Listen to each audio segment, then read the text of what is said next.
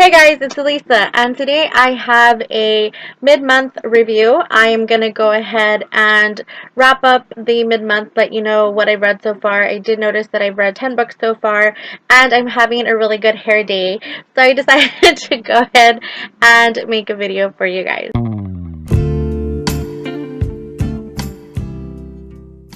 I'm going to go ahead and let you know the 10 books that I have read so far because I don't want a really big wrap-up video at the end of May, beginning of June. I don't want to give you guys like a 30-minute one, so might as well just kind of break it up for you guys. The first book that I went ahead and completed in the month of May is Requiem by Jamie McGuire. This is book 2 in the Providence trilogy. I did read book 1 in the month of April, so I did go ahead and continue it in the month of May. I am not going to give too much away because this is the second book in the series, and I went ahead and marathoned them the way I tend to do with trilogy series so that I'm not left wanting. So in book 2, Nina is going through a lot of struggles, having to juggle being a student, doing her internship at her father, well, it's her company now since her father is gone, and as well as finding new enemies, finding new alliances, having to handle her relationship with Jared. I love a lot of things that are going on with the side characters, especially Ryan. At times, Nina did annoy the bejesus out of me in this book, but it had to go into that sequence for everything to kind of set up for the ending of that book and set up for book 3. With this book, I did go ahead and give it 4 out of 5 stars. Eden, book 3 in the Providence trilogy.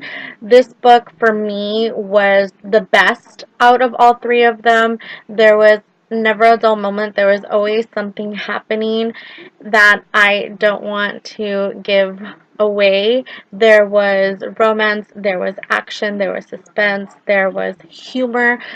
It just, for me, it just got better as it went on. Like, when it started off in Providence, it was like good, intriguing. 2, I still liked it. There was a little bit of like because of the annoyance that Nina gave me, but again, understandable. But book 3, I think, was an amazing book. I loved the way it ended, and I hope that in the future Jamie McGuire goes back to this world to give me information on either side characters or what's going on with Nina and Jared. And I did go ahead and give this book 5 out of 5 stars. Twisted Perfection. This is book 1 in the Twisted duology, and it's book 4, I want to say, in the Rosemary Beach series. But this is by Abbi Glines, and this book follows Woods and his love interest, which is Della. I liked Woods in the 2-4 series. I just didn't want him with Blair because I was all about Blair and Rush together. Woods did intrigue me as a character, so I love that I got to know him in Twisted Perfection. Della is a character who has had a very, very hard upbringing. I love at the beginning of the book, she's trying to live life to the fullest, and I love the way Della and Woods meet.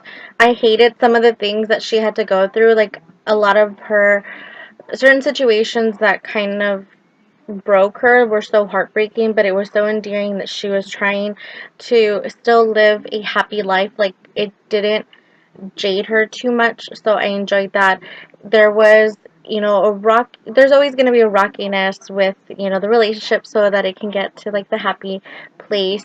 And I like the direction that this book was going. I loved the writing, I loved the humor, I loved the romance, and I did go ahead and give it 5 out of 5 stars. I moved on to Simple Perfection, which is the second book in the duology, and this one is still, it picks up like right kind of off where Twisted Perfection ended.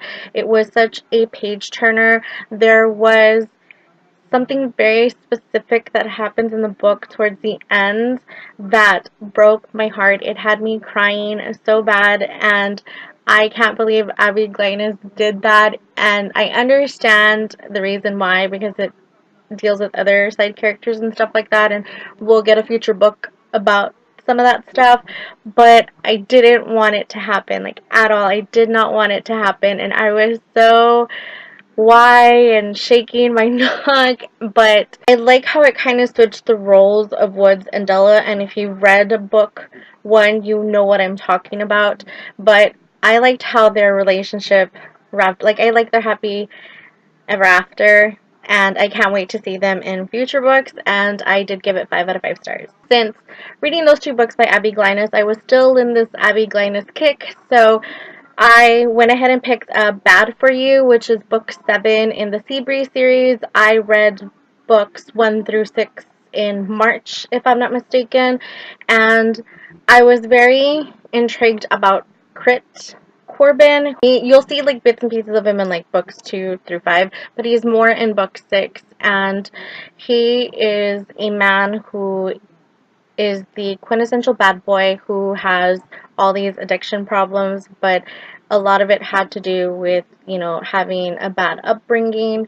And his love interest, who is Blythe, and she grew up in a loveless home. Her mother died giving birth to her, so she was living with this couple, kind of like an adoption foster parent type of thing. Like, she wasn't too sure if she was adopted or not, or if it was just foster care. But I guess you can say like her foster mom was hated her calling her mom. Like, she had to call her like Mrs. Williams, I think that's her name. And she was just so mean to her, like always criticizing her. So Blythe grew up thinking that she was despicable, and everybody could see the ugliness of her because the whole town treated her like that too. So she finally gets to break away and goes to Seabreeze, to this town, to be able to go to community college and essentially live a free life compared to the life that she was living in, I want to say North Carolina, but I could be wrong. Crit and Blythe meet because they live in the same apartment complex, and sparks fly, but she's so unsure of herself, and it was just emotionally addictive that I couldn't put it down. I read it in a day, and in Abbi Glines fashion, I loved it, and I went ahead and gave it 5 out of 5 stars. I went on to Take a Chance by Abbi Glines. This is book 1 in the Chance duology, and it's book 6 in the Rosemary Beach series. This follows Grant, who is Rush's stepbrother. We've met him in the Too Far Apart series. We've seen him in Twisted Perfection and Simple Perfection as well. And in Take a Chance, I was really, really eager to want to read this book because I've always had a soft spot for Grant, especially the opening scene of Fallen Too Far, where Blair and Grant meet for the first time. So I've always been intrigued by him. And then by the end of Forever Too Far, of the 3rd book, when Grant is starting to get close to Harlow. Harlow's father is the singer of Rush's dad's band. I can't remember the name of it right now. So she's very quiet, she's very reserved, and with Take a Chance, you are going on this journey of how Grant and Harlow get together. There are ups and downs. There's things with Nan, Rush's half-sister, as well as Harlow's half-sister. So there is this animosity between, well, Nan towards Harlow. Harlow doesn't like it, but Nan is such a dislikable person that you can't blame Harlow for not wanting to be around her. But there was something about the story that was missing for me, and I don't know if it's because I read 3 books prior to reading Take a Chance by Abbi Glines. There was just something that I used to from Abbi Glines' writing that I did not get out of Take a Chance. Like, it is a good story. I didn't really like the ending. I mean, most of the books tend to kind of leave like on a cliffhanger, but like a juicy kind of cliffhanger. This one was just kind of like, I don't know. It wasn't too par for me compared to the other Abbi Glines books. So I did go ahead and give it 3.5 stars out of 5. And because I didn't want to just leave it that way, I didn't want to feel not discouraged, but a little kind of down because I didn't get the full Abbi Glines treatment that I always get from her book. I decided to go ahead and read Rush Too Far. It came out on May 6th, so I went ahead and picked it up so that I could go ahead and read it. And because I was missing Rush and Blair, and Rush Too Far is in Rush's perspective and his account of what happens in Fallen Too Far, which is the first book. So I was kind of hesitant to read it because of what happened with Take a Chance. Like, I was really worried that I wasn't going to like it or it was going to kind of fall short for me. So I was telling one of my friends on Goodreads, and she told me that she's heard really good things, that not to worry, that I should just enjoy it. So I went ahead and went in, and I like that I didn't read it back to back with Fallen Too Far. It has me intrigued that I want to go ahead and pick up the trilogy again. Like, I want to go ahead and read those stories. I want to immerse myself back into the Blair Rush situations that they put themselves into. And I loved Rush's perspective so much. Like, there were certain things that happened in Fallen Too Far that I was curious about, like why he did it, what he was thinking when she caught him doing this or that or whatever. So I really enjoyed it, and I went ahead and gave it 5 out of 5 stars, and it redeemed Abbi Glines' writing for me. Don't get me wrong, I do want to read the second book in Grant's story, and I'm hoping that the second book redeems Grant and Harlow for me. So yeah. Losing Hope by Colleen Hoover. I was like, I read Jamie McGuire, I read Abbi Glines. Let's go ahead and read Colleen Hoover, who are, a couple of my favorite new adult writers. And I loved Hopeless that I read last year. It had me crying so much, and there was so many twists and turns that it's going to be one of my favorites just because of all the emotion that's in it. So I liked that in Losing Hope we got Dean Holder's perspective of things that happened before him and Sky met each other, like some of the things when he was younger and, as he grew up, and how he reconnected with Sky and what he was thinking. And it also kind of gave us a little bit more after what happens in Hopeless. Like, we get a little bit more of what's going on between Holder and Sky. So if you've read Hopeless, then you know what I'm talking about. If you haven't, I talked about it in one of my wrap-ups last year, so I'll go ahead and leave it in links down below if you want some information on Hopeless. But I did go ahead and love the writing, love the emotion, love the sarcasm between Holder and Daniel.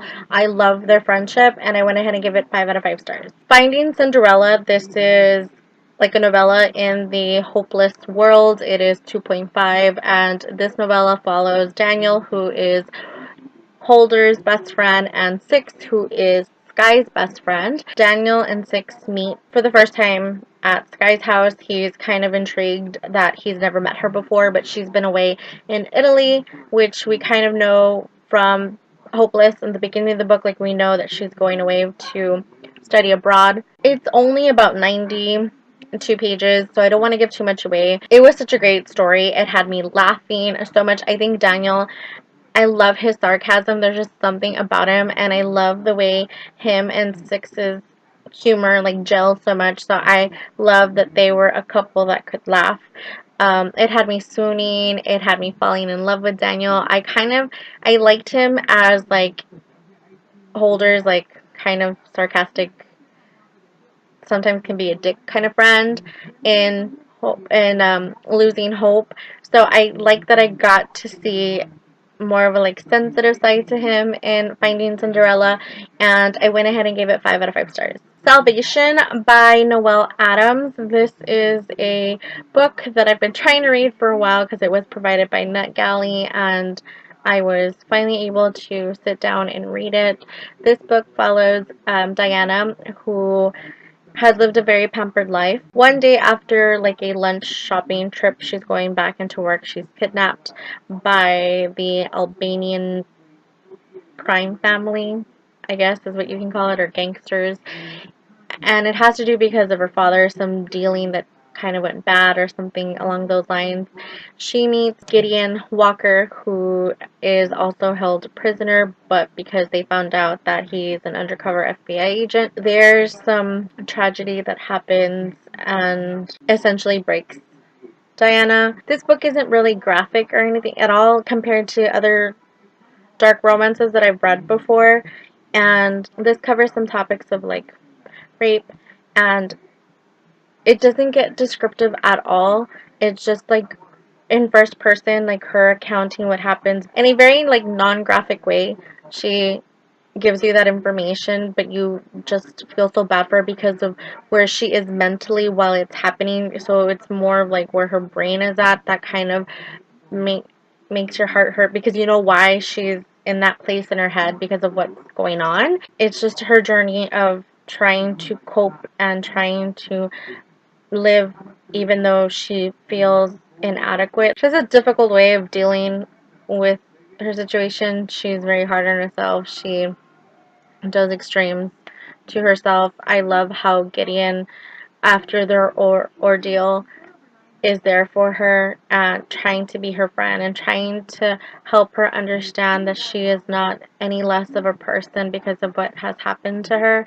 And I truly enjoyed it. I did go ahead and give it 4 out of 5 stars. The only thing that I want to kind of warn you guys about, first chapter can be a little choppy, hard, like you might feel like you don't want to read it because you're going to be like, what is this writing? But it gets better if you can get past chapter 1.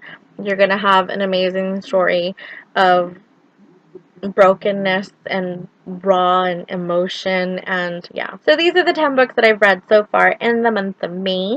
What have you guys been reading in the month of May? Anything that you think I should go ahead and read? We still have about 15 more days in this month, and I can go ahead and read any book you want me to go ahead and read. Leave it in the comments down below. You guys have a great day, and I'll talk to you soon. Bye!